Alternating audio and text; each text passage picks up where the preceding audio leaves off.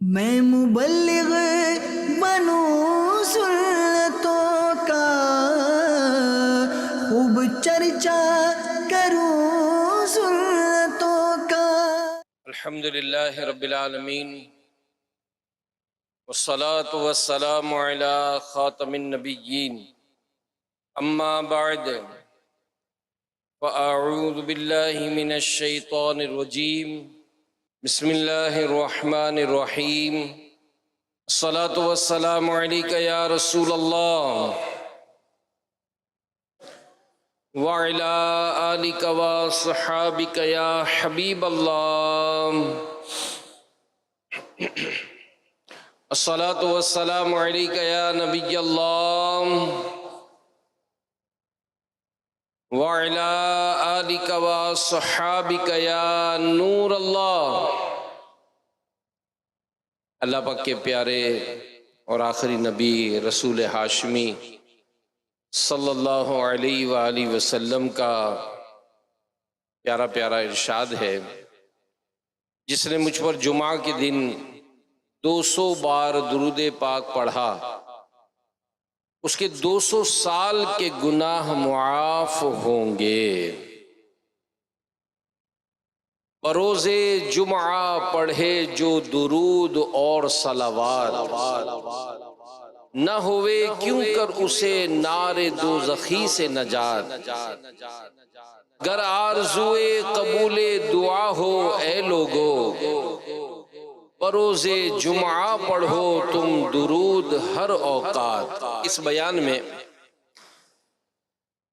ہم قرآن پاک کی کچھ آیات ترجمہ اور اس سے ملنے والے لیسن سبق یہ سمجھنے کی کوشش کرتے ہیں۔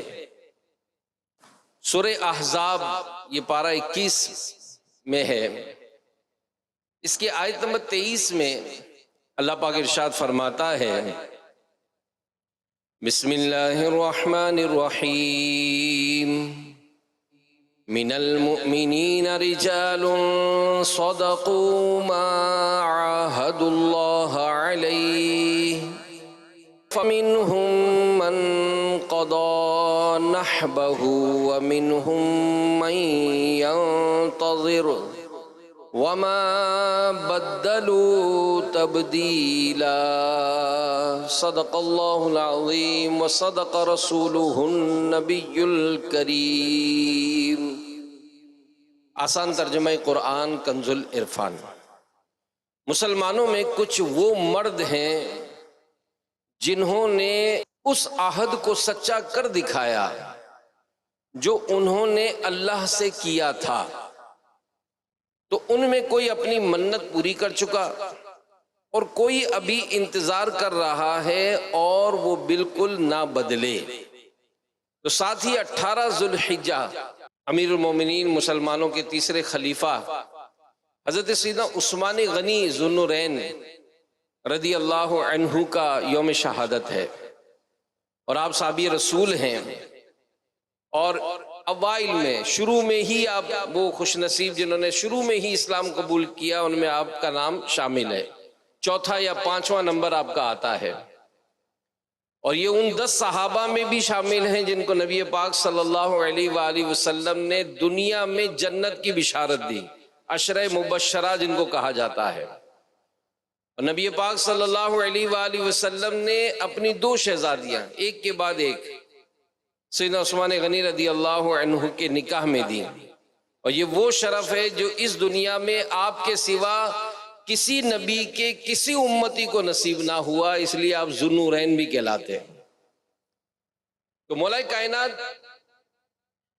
مولا علی رضی اللہ عنہ سے حضرت عثمان غنی رضی اللہ عنہ کے متعلق سوال ہوا، تو فرمایا کہ عثمان وہ ہیں کہ انہیں فرشتے ذو النورین کہتے ہیں، 2 نور والا، کہ رسول اللہ صلی اللہ علیہ وآلہ وسلم کے داماد ہیں، اور پیارے نبی صلی اللہ علیہ وآلہ وسلم نے انہیں جنت کی بشارت دی۔ تو یہ اسلام کے دوسرے خلیفہ فاروق اعظم رضی اللہ عنہ کی شہادت کے بعد مسلمانوں کی اکثریت نے ان کو خلیفہ مقرر کیا، 12 سال تک آپ خلیفہ رہے، اور 18 ذوالحجہ 35 سنہ ہجری میں کئی دن بھوکے پیاسے رہ کر شہادت پائی آپ نے۔ سیدنا عثمان غنی رضی اللہ عنہ کی شہادت یہ تاریخ اسلام کا ایک اہم ترین اور افسوسناک سانحہ ہے، اور یہ اصل میں قدرت کا ایک راز تھا، اور ایسا ہونا تھا اور ہو کر ہی رہا۔ پچھلی آسمانی کتابوں میں بھی اس کا ذکر موجود تھا، اور پیارے نبی صلی اللہ علیہ وآلہ وسلم نے بھی بہت مرتبہ اس بارے میں غیب کی خبر ارشاد فرما دی تھی۔ حضرت عثمان غنی رضی اللہ عنہ کی شہادت اسلام کی تاریخ میں وہ پہلا موقع تھا جب مسلمانوں کا اتحاد ٹوٹا، اور یہ غیر مسلم تھا، یہ اس کی سازش تھی، اور اسی سازش کے نتیجے میں مصر کے لوگوں نے بغاوت کی، عثمان غنی رضی اللہ عنہ کے مبارک گھر کا گھیراؤ کیا، 40 دن وہاں قید رہنے کے بعد مظلومیت کے ساتھ شہید ہوئے۔ اور ابھی ہم نے جو آیات سنی ہیں ان میں ہمیں سیکھنے کے اس میں اسباق ہیں۔ تو آئیے شروع میں اس آیت مبارکہ کے تحت جو علماء نے لکھا ہے وہ سنتے ہیں۔ سورہ احزاب کی آیت نمبر 23 میں اللہ پاک نے ارشاد فرمایا من المؤمنین رجال صدقوا، کہ مسلمانوں میں کچھ وہ مرد ہیں جنہوں نے سچا کر دکھایا۔ کیا سچا کر دکھایا؟ ما عاہد اللہ علیہ، اس عہد کو جو انہوں نے اللہ سے کیا تھا۔ اب یہ کئی مرتبہ اس پر بیان بھی ہم سنتے ہیں کہ ترجمہ اور ساتھ میں اس کی تفسیر ضرور پڑھیں۔ دعوت اسلامی کے مکتبۃ المدینہ نے تفسیر صراط الجنان یہ 10 جلدوں میں ہے، اس آیت کے تحت ترجمہ اور ترجمے کے حوالے سے تفاسیر موجود ہے، تو یہ حاصل کریں۔ اگر نہیں خرید سکتے اپنے موبائل میں ڈاؤن لوڈ کر لیں اس کو، تاکہ ان آیات کو پڑھنے اور سمجھنے کا موقع ملے۔ اچھا آپ پڑھنا بھی نہیں ہے تو آپ سن بھی سکتے ہیں، الحمدللہ یہ پوری ریکارڈڈ بھی موجود ہے، 10 جلدیں۔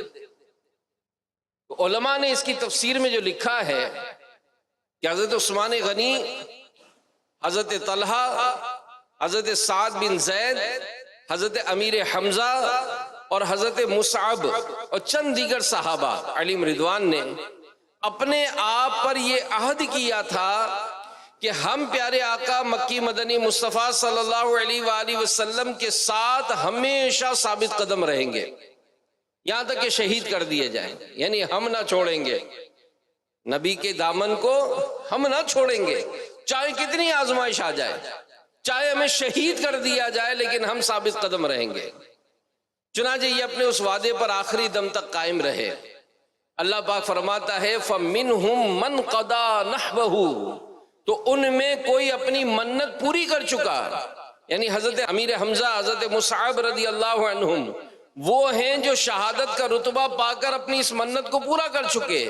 اور آگے فرمایا وَمِنْهُمْ مَنْ يَنْتَظِرُ وَمَا بَدَّلُوا تَبْدِيلًا، اور کوئی ابھی انتظار کر رہا ہے اور بالکل نہ بدلے، یعنی حضرت عثمان غنی رضی اللہ عنہ، حضرت طلحہ رضی اللہ عنہ جو اس رتبہ شہادت کے انتظار میں ہیں، یہ سب صحابی وہ ہیں جو اپنے وعدے سے بالکل بھی نہیں بدلے۔ تو یہ عثمان غنی رضی اللہ عنہ کی شان اس آیت مبارکہ میں بیان ہوئی کہ آپ شدت کے ساتھ اپنی شہادت کا انتظار کر رہے تھے۔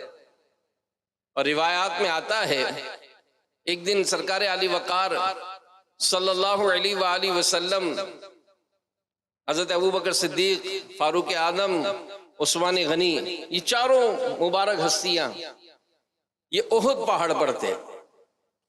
اچانک زلزلہ آیا اور احد پہاڑ ہلنے لگا، تو اشاق نے بڑی خوبصورت بات لکھی ہے کہ احد پہاڑ چونکہ حضور علیہ الصلوۃ والسلام سے محبت کرتا ہے، اس لیے خوشی میں جیسے کہ وہ جھومنے لگا کہ اس پر نبی پاک صلی اللہ علیہ وسلم نے فرمایا اے احد رک جا، تجھ پر ایک نبی، ایک صدیق اور 2 شہید ہیں۔ یہ سننا تھا کہ احد پہاڑ جو ہے وہ ٹھہر گیا۔ اعلیٰ حضرت فرماتے ہیں نا کہ ایک ٹھوکر میں احد کا زلزلہ جاتا رہا، ایک ٹھوکر میں احد کا زلزلہ جاتا رہا، رکھتی ہیں کتنا وقار اللہ اکبر ایڑیاں۔ کہ ہمارے پیارے نبی نے جب اپنی ایڑی کا زور مارا تو احد کا زلزلہ جو ہے وہ رک گیا۔ یہاں نبی پاک صلی اللہ علیہ وسلم کے اختیارات دیکھیں کہ پہاڑوں کو حکم دے رہے ہیں، اور علم غیب کی شان دیکھیں کہ حضرت عمر فاروق اور حضرت عثمان غنی رضی اللہ عنہ یہ زندہ ہیں ابھی، دنیاوی حیات کے ساتھ حضور علیہ السلام بھی موجود ہیں۔ کئی سالوں کے بعد انہوں نے شہید ہونا تھا، مگر ہمارے نبی مکی مدنی صلی اللہ علیہ وآلہ وسلم اللہ کی عطا سے غیب جاننے والے تھے، پہلے سے ہی معلوم تھا کہ فاروق اعظم کو بھی شہید کیا جائے گا اور عثمان غنی کو بھی شہید کیا جائے گا۔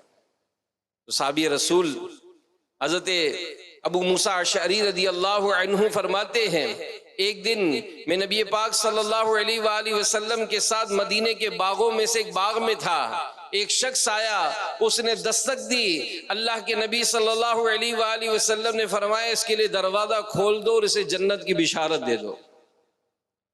ابو موسیٰ اشعری کہتے ہیں کہ میں گیا، دروازہ کھولا تو صدیق اکبر اندر داخل ہوئے، تو میں نے انہیں جنت کی خوشخبری سنائی، انہوں نے اللہ کا شکر ادا کیا۔ کچھ دیر کے بعد پھر دستک ہوئی، پیارے نبی صلی اللہ علیہ وآلہ وسلم نے فرمایا دروازہ کھول دو اور آنے والے کو جنت کی خوشخبری دو۔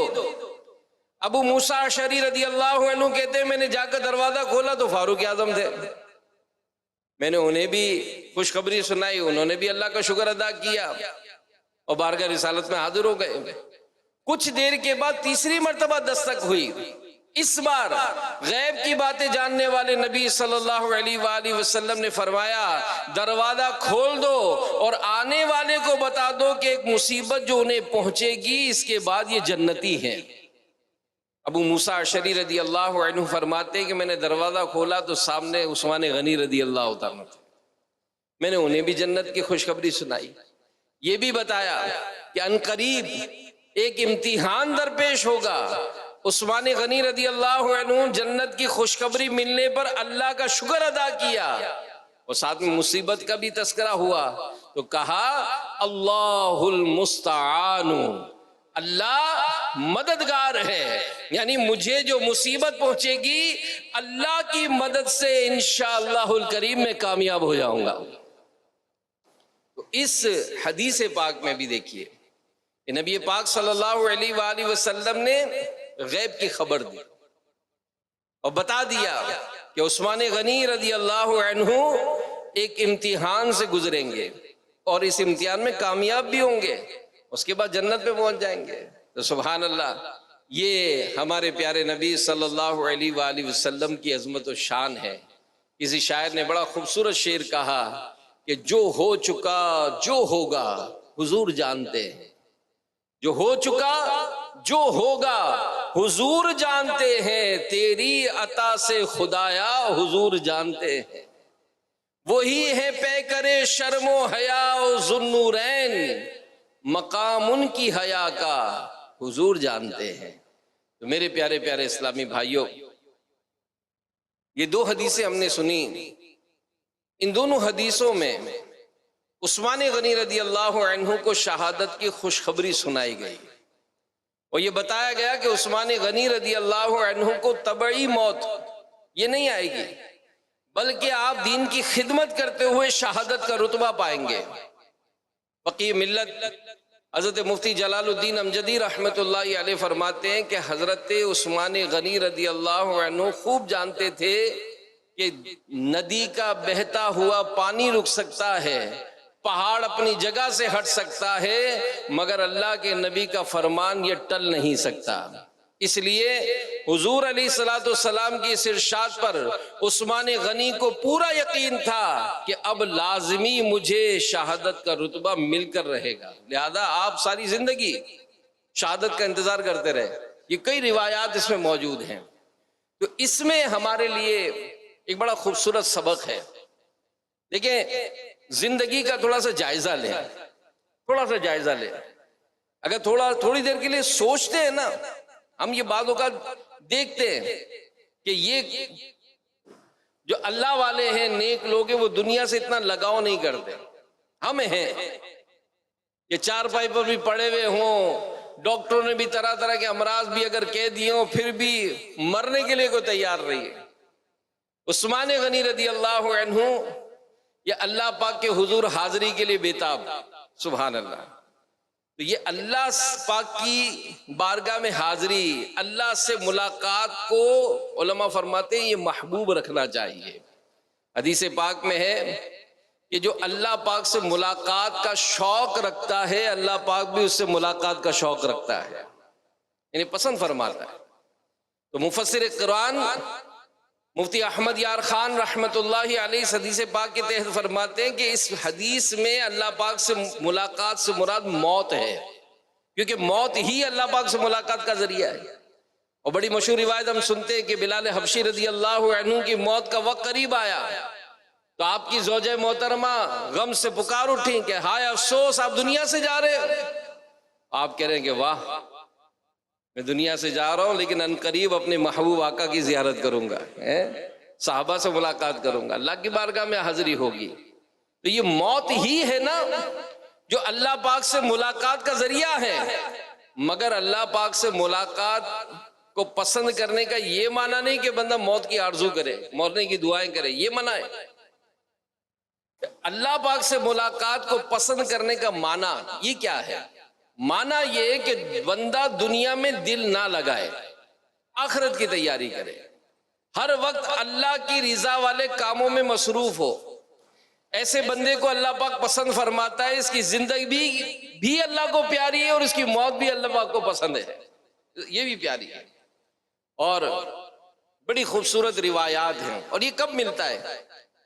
آپ یقین مانیں بعض اوقات یہ جو ہم اپنے معاملات دیکھتے ہیں نا کہ اس میں ہمارا توجہ نہیں ہوتی ہے اور یہ باتیں بڑی عجیب عجیب سی لگتی ہیں. اس کی ایک وجہ ہے، ہم اسٹڈی نہیں کرتے، ہم کتابوں کا مطالعہ نہیں کرتے، ہم قرآن کی تفسیر نہیں پڑھتے، ہم احادیث کی شروعات نہیں پڑھتے، ہم بزرگوں کے واقعات نہیں پڑھتے کہ یہ جو دنیا میں ان لوگوں نے بھی جو زندگی گزاری، آخر ان کو یہ نمازوں میں کیسے لذت ملتی تھی، آخر یہ کیسے مطلب اس طرح سے کام کر جاتے تھے. تو وجہ یہی ہے کہ یہ اس کا ٹیسٹ ہی نہیں چکھتے تھے. میں شہد کی بوتل لے کر چاٹتا رہوں اور آپ کو کہوں گے یار بڑا میٹھا ہے، بڑا لذیذ ہے، بڑا مزیدار ہے، تو آپ تو منہ ہی دیکھتے رہیں گے نا جب تک اس بوتل سے ایک انگلی آپ نہیں چکھیں گے، جب تک آپ نہیں چکھیں گے. تو یہ جو انداز ہے نا بزرگوں کا، سبحان اللہ. حضرت ابراہیم بن شیبان رحمت اللہ علیہ کیا خوب بات لکھتے ہیں. جب قیامت کا دن ہوگا، سب اگلے پچھلے رب قادر قیوم عز و جل کی حضور حاضر ہوں گے. اس وقت فرشتے مسلمانوں کے گروہ کے پاس آئیں گے، ارشاد فرمائیں گے کہ اے اللہ پاک کے دوستو چلو ہمارے ساتھ. تو اللہ والے پوچھیں گے کہاں جانا ہے؟ تو فرشتے بنائیں گے اس جنت کی طرف جس کی چوڑائی زمین و آسمان کے برابر ہے، تمہارے لیے بنائی گئی ہے، آؤ. تو وہ اولیاء عرض کریں گے کہ ہم نے زندگی میں جنت کی طلب میں تو گزاری نہیں. جب وہ کہیں گے تو اللہ پاک ارشاد فرمائے گا اے میرے فرشتو انہیں چھوڑ دو، بے شک یہ میرے دیدار کے سوا کسی چیز سے راضی نہیں ہوں گے. یہ میرے دیدار کے بغیر کسی چیز سے راضی نہیں ہوں گے. یعنی یہ ان لوگوں کی شان جنہوں نے زندگی گزاری کہ اللہ پاک کی ملاقات کے لیے تڑپتے ہوئے گزاری، رب رحمان کی محبت میں زندگی گزاری، اس کے دیدار کے شوق میں رہ کر انہوں نے نیکیاں کرتے ہوئے اپنی زندگی گزاری. اللہ پاک کاش ہمیں بھی ان میں سے بنائے، آخرت کی فکر عطا فرمائے، اور ایک کاش کہ ہمیں بھی رب تعالیٰ سے ملاقات کا شوق اور اس کی دیدار کا شوق جو ہے وہ نصیب ہو جائے. ایک مرتبہ سیدی اعلیٰ حضرت امام اہل سنت، اب دیکھیں نیک لوگوں کی صحبت میں بیٹھنے کا فائدہ کتنا ہوتا ہے، کیسی پیاری سوچیں ملتی ہیں. امام احمد رضا خان رحمت اللہ تعالیٰ علیہ کی خدمت میں سوال ہوا، مومن کی شان یہ ہے کہ موت کے لیے خوشی سے تیار رہے، جو گناہگار ہے وہ آخر کیسے خوشی سے موت کے لیے تیار رہ سکتا ہے؟ اسے تو خوف رہے گا کہ کہیں موت نہ آ جائے، کہ گناہوں پر میری پکڑ نہ ہو جائے۔ تو سیدی اعلیٰ حضرت نے اس کا بڑا پیارا جواب دیا، فرمایا اس بندے کو چاہیے کہ گناہ چھوڑے، توبہ کرے اور خوشی سے موت کے لیے تیار رہے، ہے نا؟ شیطان نے کہا کہ رب تعالیٰ کی بارگاہ میں اس نے کہا تھا کہ یا اللہ تیری عزت و تیرے جلال کی قسم، جب تک بندے کے جسم میں جان ہے میں اسے بہکاتا رہوں گا۔ رب تعالیٰ کی رحمت جوش پر آئی، ارشاد فرمایا اے مردود، اے لعین سن، جب تک بندے کے جسم میں جان ہے وہ توبہ کرے گا، ہم اس کی توبہ قبول کریں گے۔ آئے رب کی رحمت پکار پکار کر کہتی ہے کہ ہے کوئی مغفرت کا طلبگار کہ اس کی مغفرت کی جائے؟ تو ہم حاضر ہونا کہ یا اللہ ہم ہیں طلبگار، بہت ہو گئے گناہ کر کر کے تھک گئے، یا اللہ اب ہمیں نیکی کا راستہ دکھا، اب ہمیں اپنے پسندیدہ بندوں میں شامل فرما لے۔ تو یہ جو بزرگوں کی صحبت میں بیٹھتے ہیں نا، ان کی جو باتیں سنتے ہیں یہ ڈھارس بندھاتی ہے۔ اسی طرح ایک بزرگ کے بارے میں آتا ہے کہ حضرت محدث کچوچوی رحمت اللہ تعالی علیہ، آپ کے حوالے سے مفتی احمد یار خان صاحب نے لکھا ہے کہ آپ کی خدمت میں کسی نے آ کر عرض کی کہ حضور نماز میں دل نہیں لگتا، نماز میں دل نہیں لگتا، مزہ نہیں آتا، کیا کروں؟ تو محدث کچوچوی رحمت اللہ تعالی علیہ فرمانے لگے کہ پڑھتے تو ہو، مزہ نہیں آ رہا لیکن پڑھتے ہو؟ تو کہا کہ ہاں جی پڑھتا تو ہوں۔ فرمایا تم بڑے خوش نصیب ہو۔ کہنے کیا آیا تھا؟ نماز میں دل نہیں لگتا، نماز میں مزہ نہیں آتا، ہم تو یہ سوچ کے چھوڑ دیتے۔ اب دیکھو سمجھانے والوں نے کتنا خوبصورت سمجھایا ہے۔ پوچھا پڑھتے ہو؟ کہا حضور مزہ نہیں آتا لیکن پڑھتا تو ہوں۔ کیا تم بڑے خوش نصیب ہو؟ کہا وہ کیسے؟ فرمایا جسے نماز میں مزہ آئے وہ تو مزے کے لیے نماز پڑھتا ہے، اور جس کو مزہ نہ آئے وہ رب کے لیے پڑھتا ہے۔ آپ سمجھے بات کو کہ جو مزے کے لیے پڑھتا ہے تو اس کو تو مزہ ہی ملے گا، لیکن مزہ نہ آنے کے سبب سے رب نے حکم دیا ہے، وہ رب کو راضی کرنے کے لیے جب نمازیں پڑھتا ہے تو رب تعالیٰ اس پر رحمت فرمائے گا۔ تو میرے پیارے پیارے اسلامی بھائیوں، ہمیں بھی چاہیے کہ سچی پکی توبہ کریں، نیک کام کریں، اور اللہ پاک کی بارگاہ میں حاضری کے لیے ہر وقت خوشی سے تیار رہیں۔ اور ایک پتہ کی بات، علماء ضمن میں بڑی خوبصورت بات لکھتے ہیں کہ جنرلی اگر ہم دنیا پر نظر کرتے ہیں تو امت مسلمہ یہ مجموعی طور پر بڑی کرائسس میں، بڑی تنزلی کا شکار ہے۔ بہت جگہوں پر مسلمان ظلم سہ رہے ہیں۔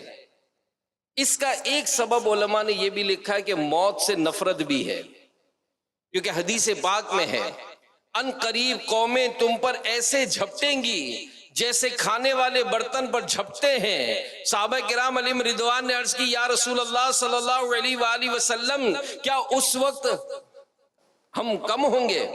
فرمائے نہیں، اس وقت تمہاری تعداد بہت زیادہ ہوگی، مگر اس وقت دو برائیاں ہوں گی، دنیا کی محبت اور موت سے نفرت۔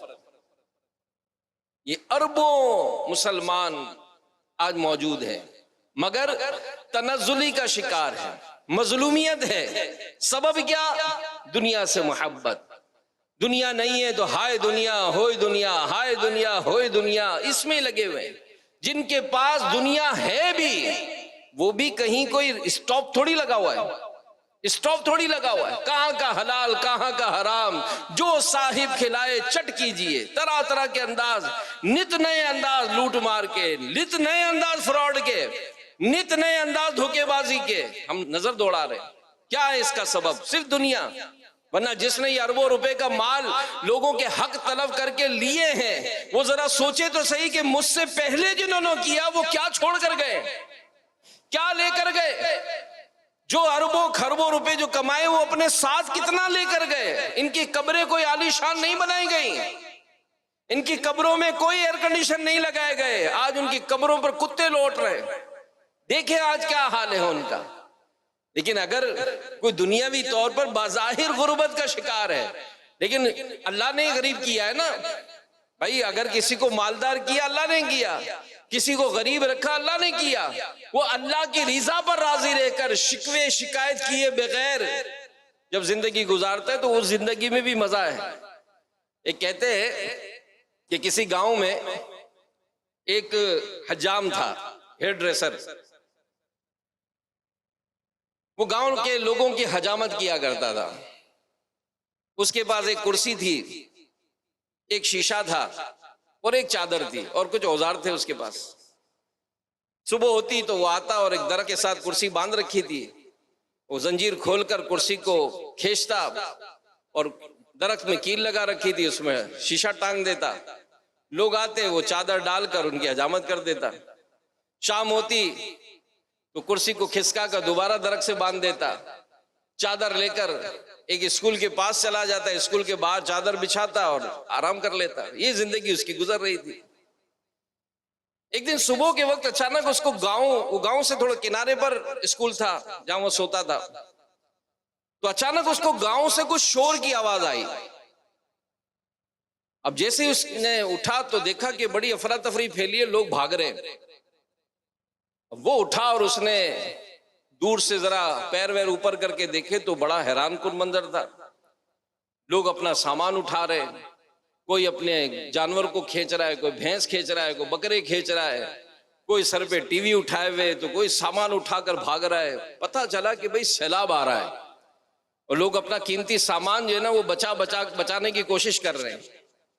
اب اس کے پاس تو کچھ تھا ہی نہیں. اس نے جا کر درخت کے پاس جائزہ لیا تو کرسی تو بندھی ہوئی تھی. چادر لے کر یہ اسکول کی چھت پہ چڑھ گیا اور پانی کی ٹنکی پر اس نے چادر بچھائی اور ٹیک لگا کر یہ سامنے منظر دیکھنے لگا افراتفری کے. لوگ بھاگ رہے اور یہ سکون سے سب کو دیکھ رہا ہے. ایک شخص جس کے ہاتھ میں کپڑوں کی پوٹلی, سر پہ بھی اس نے کوئی سامان اٹھا رکھا تھا, وہ اسکول کے پاس سے بھاگتے بھاگتے گزرنے لگا.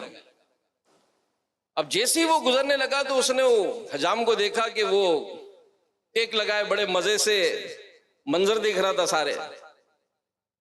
اس نے نیچے سے رک کر اس کو کہا کہ ساڑھے نال پریشانی آئی ہے اور تو مزے نال ویکدا بھی آئے. مجھے پنجابی اتنی نہیں ہے لیکن یہی پڑھا تھا میں نے. اس کو جب کہا کہ اس نے ساڑھے نال پریشانی آئی ہے اور تو مزے نال ویکدا بھی آئے, تو اس نے اوپر سے ہی جواب دیا, لالے اجتے غربت دی چس آئی ہے. غریب ہونے کا تو آج مزہ آیا ہے, اپنے پاس کچھ ہے ہی نہیں, کوئی ٹینشن ہی نہیں ہے. تم نے بہت کمایا نا, دیکھو یہی چیزیں تمہارے لیے مصیبت بنی ہوئی ہیں, اس کو سنبھالے کیسے. تو یہ جو معاملات ہوتے ہیں نا, اپنی زندگی کے جو حالات, ان حالات میں خوش رہنا اور یہ سمجھ لینا کہ دنیا کا یہ جو سفر ہے نا ہمارا, یہ ہے بہت مختصر. اس مختصر سے سفر کے بعد ہمیں قبر کا سفر ہے, عالم برزخ کا سفر ہے, پھر قیامت کا میدان ہوگا جس میں حساب کتاب ہوگا. تو میرے پیارے پیارے اسلامی بھائیوں, ہمیں ان چیزوں کو جب ہم غور کرتے ہیں اور ان بزرگوں کی سیرت پر غور کرتے ہیں جنہوں نے یہ زندگیاں گزاری ہیں, تو واقعی انہوں نے اپنی آخرت کو پیش نظر رکھا تھا, رب تعالیٰ کی ملاقات کو پیش نظر رکھا تھا, تبھی انہوں نے کامیاب زندگی گزاری ہے. آج اگر ہم کسی طرح سے بھی اس حرام معاملات کو نہیں چھوڑ پاتے, اگر آج ہم گناہوں سے دور نہیں رہ پاتے, اس کی ایک بیسک وجہ یہ کہ ہم نے اسی دنیا میں رہنے کو ہی اپنا مقصد بنا لیا. ورنہ ان بزرگوں کی سیرت دیکھیں نا, عثمان غنی رضی اللہ عنہ جن کو دنیا میں جنت کی بشارت مل گئی ہے, مگر کیا تھا, روزانہ رات میں پورا قرآن پڑھا کرتے تھے, نوافل کی کثرت کیا کرتے تھے, کثرت سے روزے رکھا کرتے تھے. سخاوت کا یہ عالم تھا کہ مال ملتا تو اتنا ہی زیادہ وہ رب تعالیٰ کی بارگاہ میں خیرات کیا کرتے تھے. مسلمانوں کے خیر خواہ تھے. تو بہرحال میرے پیارے پیارے اسلامی بھائیوں, اللہ پاک سیدنا عثمان غنی رضی اللہ عنہ کے صدقے ہم پر کرم نازل فرمائے اور ہمیں بھی دین اسلام کی خاطر قربانیاں دینے کی اور دین اسلام کی خاطر اپنا سب کچھ قربان کرنے کی سعادت نصیب فرمائے. تو عثمان غنی رضی اللہ عنہ کی شہادت, یہ اس کا جو بیان ہے علماء نے لکھا کہ خلافت کا آخری سال تھا، کچھ منافقوں نے آپ کے خلاف سازش رچائی، نتیجتاً مصر کے لوگوں نے آپ کے خلاف بغاوت کر دی اور مدینہ پاک آ کر آپ کے گھر مبارک کا گھیراؤ کر لیا۔ اب سیدنا عثمان غنی رضی اللہ عنہ اندر ہیں، آپ کو باہر نکلنے نہیں دیا جا رہا، باہر سے کھانے پینے کا کوئی سامان اندر نہیں جانے دیا جا رہا۔ کئی دن آپ نے اس طرح گزار دیے، آپ کے چاہنے والوں کی طرف سے بار بار عرض کیا جاتا رہا کہ علی جا حکم دیجئے، ان باغیوں کو کچھ ہی دیر میں ہم یہاں سے ہٹا دیں گے، مگر آپ کا ایک ہی جواب تھا کہ پیارے نبی صلی اللہ علیہ وسلم نے مجھ سے وعدہ فرمایا ہے اور میں اس پر صبر کرتا رہوں گا۔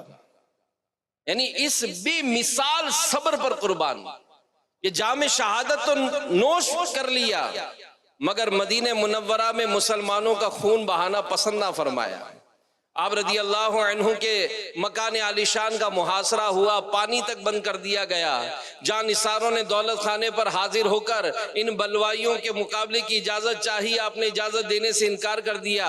جب آپ رضی اللہ عنہ کے غلام ہتھیاروں سے لیس ہو کر اجازت کے لیے حاضر ہوئے تو فرمایا اگر تم لوگ میری خوشی چاہتے ہو تو ہتھیار کھول دو، اور سنو تم میں سے جو بھی غلام ہتھیار کھول دے گا میں اس کو آزاد کرتا ہوں۔ اللہ کی قسم خون بہانے سے پہلے میرا شہید ہو جانا مجھے زیادہ محبوب ہے۔ میری شہادت لکھ دی گئی ہے، رسول ذیشان صلی اللہ علیہ وآلہ وسلم نے مجھے اس کی خوشخبری دے دی ہے۔ اور حضرت عثمان غنی نے یہاں تک فرمایا کہ اے میرے غلاموں اگر تم نے جنگ کی پھر بھی میری شہادت ہو کر رہے گی، یعنی خون بہانا پسند نہیں فرمایا۔ اس مقام پر اس کو داتا گنج بخش علی حجویری رحمت اللہ تعالیٰ علیہ نے بڑا علمی نکتہ بیان فرمایا ہے۔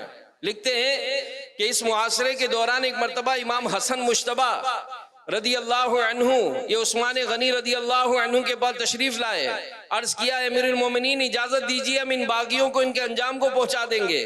عثمان غنی رضی اللہ عنہ نے فرمایا کہ بھتیجے گھر جائیے آرام کیجیے، یہاں تک کہ تقدیر کا لکھا غالب آ جائے ہمیں خون بہانے کی حاجت نہیں ہے۔ تو داتا حضور یہ روایت لکھنے کے بعد لکھتے ہیں کہ عثمان غنی کی سیرت پاک کا یہ پہلو کہ باغی گھیراؤ کیے ہوئے ہیں، آپ سے مدد کی اجازت چاہی جاتی ہے، عرض کیا جاتا ہے اجازت دیجیے ان باغیوں کو ان کے انجام پہ پہنچائے، آپ پھر بھی کوئی اقدام نہیں کر رہے، تقدیر پر راضی رہتے ہیں۔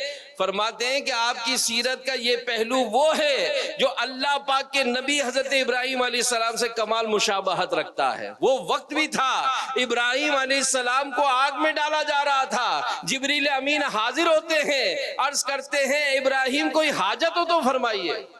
فرشتوں کے سردار نے کہا تھا نا اے ابراہیم کوئی حاجت ہو تو فرمائیے، فرمایا حاجت تو ہے تم سے نہیں ہے، حاجت تو ہے تم سے نہیں ہے۔ عرض کیا جس سے حاجت ہے اسی سے عرض کیجئے، فرمایا اللہ پاک جانتا ہے میرے مانگنے کی حاجت ہی نہیں ہے۔ اللہ اکبر۔ تو داتا حضور فرماتے ہیں کہ وہ حضرت ابراہیم علیہ السلام تھے جو تسلیم و رضا کے اتنے بلند مقام پر پہنچے ہوئے تھے، حضرت جبرائیل مدد کے لیے حاضر ہوتے آپ مدد نہیں لیتے، اللہ کی رضا پر راضی۔ اور ادھر عثمان غنی ہے، مشکل ہے، پریشانی ہے، امتحان ہے، مولا علی امام حسن مجتبی رضی اللہ عنہما مدد کے لیے آتے ہیں، عثمان غنی ان کی مدد نہیں لیتے، اللہ کی لکھی ہوئی تقدیر پر راضی رہ رہے ہیں۔ تو یہی وہ شان عثمان غنی کی جس کو بیان کرتے ہوئے اللہ پاک کے آخری نبی صلی اللہ علیہ وآلہ وسلم نے فرمایا کہ بے شک ہم عثمان کو اپنے والد ابراہیم علیہ السلام کے مشابہہ دیکھتے ہیں۔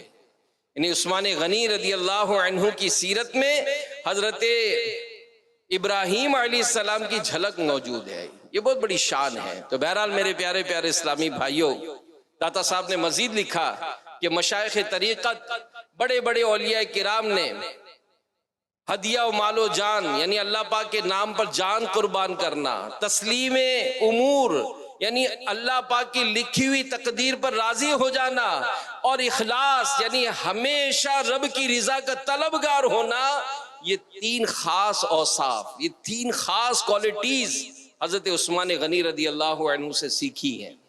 کہ آپ کی سیرت کو تھوڑا ڈیٹیل وائز پڑھیں، کتابوں میں علماء نے بہت تفصیل سے لکھا ہے.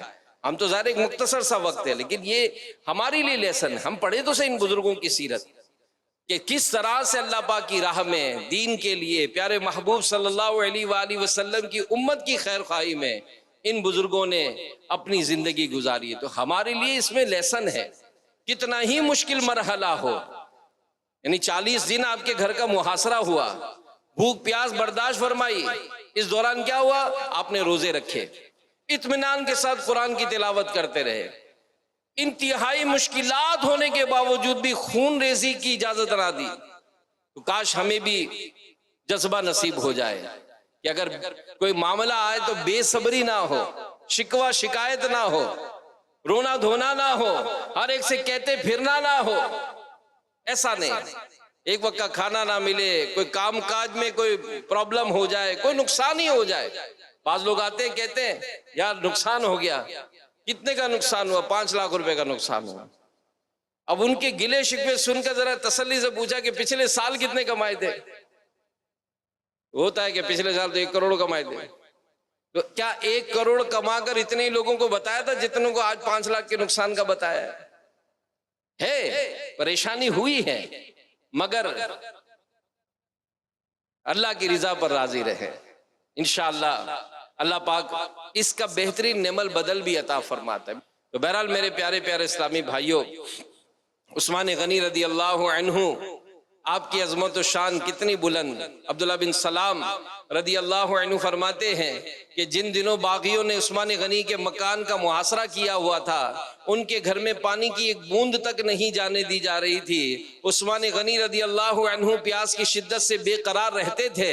میں ملاقات کے لیے حاضر ہوا، آپ اس دن روزہ دار تھے. مجھ کو دیکھ کر فرمایا کہ اے عبداللہ بن سلام رضی اللہ عنہ، میں نے آج رات تاجدار دو جہان صلی اللہ علیہ وآلہ وسلم کو اس روشن دان میں دیکھا. بے مثال نبی رسول ہاشمی صلی اللہ علیہ وآلہ وسلم نے انتہائی محبت بھرے لہجے میں فرمایا، اے عثمان، ان لوگوں نے پانی بند کر کے تمہیں پیاس سے بے قرار کر دیا ہے. میں نے عرض کی جی ہاں. تو فوراً ہی آپ صلی اللہ علیہ وآلہ وسلم نے ایک ڈول میری طرف لٹکا دیا جو پانی سے بھرا ہوا تھا. میں نے جی بھر کر پیا. اس وقت بھی اس پانی کی ٹھنڈک اپنے سینے میں محسوس کر رہا ہوں. پھر حضور علیہ السلام نے مجھ سے فرمایا، اگر تمہاری خواہش ہو تو ان افراد کے مقابلے میں تمہاری امداد کروں، اور اگر تم چاہو تو ہمارے پاس آ کر روزہ افطار کرو. میں نے عرض کیا آقا، آپ کی خدمت میں حاضر ہو کر روزہ افطار کرنا مجھے زیادہ عزیز ہے. عبداللہ بن سلام رضی اللہ عنہ فرماتے کہ میں اس وقت رخصت ہو کر چلا آیا، اور اسی دن باغیوں نے آپ رضی اللہ عنہ کو شہید کر دیا. میرے پیارے پیارے اسلامی بھائیوں، یہ سیرت عثمان غنی رضی اللہ عنہ کی جو واقعات ہیں، یہاں پر یہ ضرور عرض کروں گا کہ کئی ایسے بد نصیب ہیں جو صحابہ کرام علیہم رضوان کی شان و عظمت میں کمزور انداز اختیار کرتے ہیں، بے ادبی گستاخانہ انداز اختیار کرتے ہیں. تو اس حوالے سے بھی جو علماء نے اپنی کتابوں میں واقعات لکھے ہیں، ان سے بھی ہمیں ڈرنا چاہیے، درس عبرت حاصل کرنا چاہیے. اور صرف یہ ظاہر بڑی شان اور بڑی عظمت والی ہستیاں ہیں، رب تعالیٰ کی بارگاہ میں ان کا بڑا مقام ہے. تو ان کی عظمت و شان کی کسی طرح سے بھی کوئی کمی نہ ہو، کوئی ایسی کمزور بات نہ ہم سے ہو نہ ہم سنیں، کیونکہ جو تمہارا نہیں اسے ہم نے اپنے دل سے نکال رکھا ہے. صحابہ کرام سے جو محبت کرتا ہے، اولیاء کرام سے جو محبت کرتا ہے، انبیاء کرام کی جو عظمت و شان بیان کرتا ہے، انبیاء کے تاجدار صلی اللہ علیہ وآلہ وسلم کی عظمت و شان جو بیان کرتا ہے، وہ ہمارے دل میں رہے گا. اور جو ان بزرگوں کا نہیں، اولیاء کرام کی شان میں جو گستاخی کرے، صحابہ کرام کی شان و عظمت میں جو گستاخی کرے، انبیاء کرام کی عظمت و شان میں جو گستاخی کرے، اس کو ہم نے اپنے دل سے نکال رکھا ہے. حضرت ابو قلابہ رضی اللہ عنہ بیان کرتے ہیں، میں ایک مرتبہ ملک شام میں تھا. ایک دن میں نے ایک آواز سنی، کوئی پکار رہا تھا، ہائے افسوس میرے لیے جہنم ہے، ہائے افسوس میرے لیے جہنم ہے. مجھے تعجب ہوا کہ آخر یہ کون ہے جو اتنے یقین سے کہہ رہا ہے کہ میرے لیے جہنم ہے. فرماتے جس طرف آواز آ رہی تھی میں اٹھ کر وہاں گیا تو حیران کر دینے والا منظر تھا. ایک شخص تھا جس کے دونوں ہاتھ بھی کٹے ہوئے تھے، دونوں پاؤں بھی کٹے ہوئے تھے، دونوں آنکھوں سے اندھا تھا اور منہ کے بل زمین پر اوندھا پڑا، بار بار یہ کہہ رہا تھا کہ ہائے افسوس میرے لیے جہنم ہے، ہائے افسوس میرے لیے جہنم ہے. میں نے اس سے پوچھا کہ اے شخص تو ایسا کیوں کہہ رہا ہے، کس وجہ سے کہہ رہا ہے؟ وہ پرسراج شخص بولا کہ پوچھنے والے میرا حال نہ پوچھ، افسوس میں ان بد نصیبوں میں سے ہوں جو مسلمانوں کے تیسرے خلیفہ عثمان غنی رضی اللہ عنہ کو شہید کرنے کے لیے آپ کے مکان عالی شان میں داخل ہوئے تھے. میں جب تلوار لے کر عثمان غنی رضی اللہ عنہ کے قریب پہنچا، آپ کی زوجہ محترمہ رضی اللہ عنہا مجھے زور زور سے ڈانٹنے لگی. ان کی ڈانٹ کی آواز سن کر مجھے غصہ آیا، میں نے غصے میں بی بی صاحبہ کو معاذ اللہ تھپڑ مار دیا. جب سیدنا عثمان غنی رضی اللہ عنہ نے منظر دیکھا تو آپ نے میرے خلاف 4 بد دعائیں کی. آپ نے فرمایا کہ اللہ پاک تیرے دونوں ہاتھ دونوں پاؤں کاٹے، تجھے اندھا کرے اور تجھے جہنم میں ڈال دے. امیر المومنین کا پر جلال چہرہ دیکھ کر، ان کی یہ دعا سن کر میرے بدن کا ایک ایک رونگٹا کھڑا ہو گیا. میں کانپتا ہوا وہاں سے بھاگ اٹھا.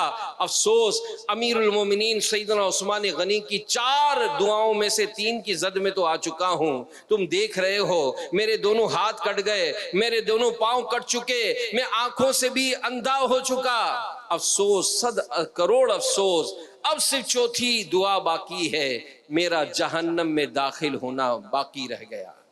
تو میرے پیارے پیارے اسلامی بھائیوں، یہ صحابہ کرام کی شان و عظمت میں گستاخیاں کرنے والوں کا انجام ہے. اور بھی بہت سے واقعات ہیں کہ جنہوں نے ان بزرگ ہستیوں کی عظمت و شان کو گھٹانے کی کوشش کی، تو یہ گھٹا نہ سکے.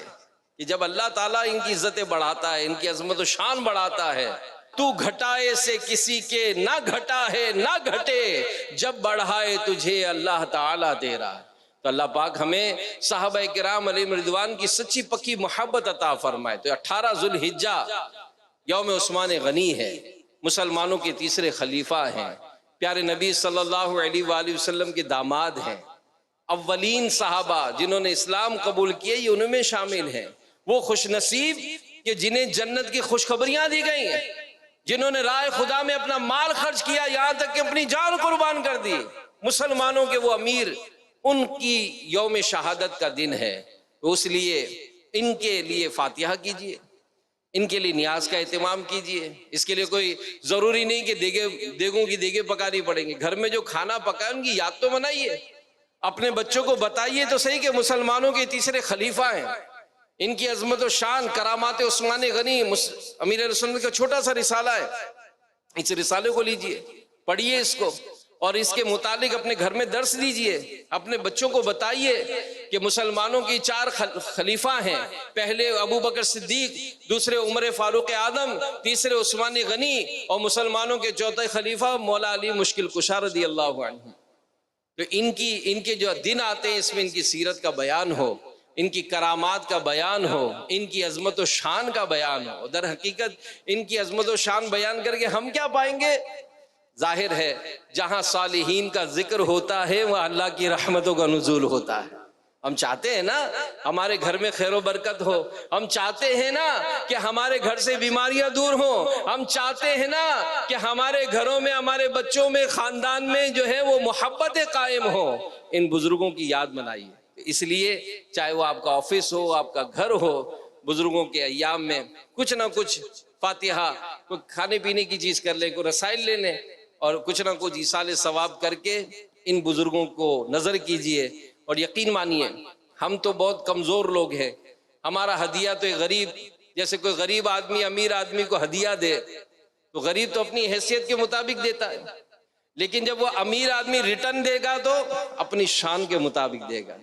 تو ہم ان کی یاد میں کچھ ایصال ثواب کریں گے، کچھ تحفہ بھیجیں گے، تو یقیناً وہ بھی ہمیں اپنی دعائیں عطا فرمائیں گے. اللہ پاک سیرت عثمان غنی رضی اللہ عنہ کے اس بیان کو قبول فرمائے اور ہم پر عثمان غنی رضی اللہ عنہ کے صدقے فضل و رحمت نازل فرمائے. آمین بجاہ النبی الامین صلی اللہ علیہ وآلہ وسلم. میں مبلغ بنوں سنتوں کا، خوب چرچا کروں